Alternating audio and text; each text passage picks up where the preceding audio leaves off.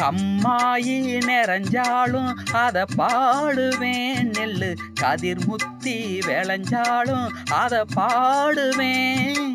புளியம்பு பூத்தாலும் அத பாடுவேன். பச்சை புல் மேலே பனி தூங்கும் அத பாடுவேன்.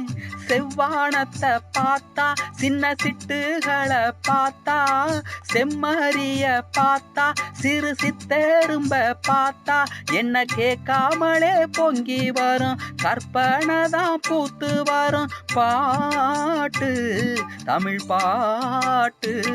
அட உச்சந்தள உச்சியில உள்ளிருக்கும் புத்தியில பாட்டு.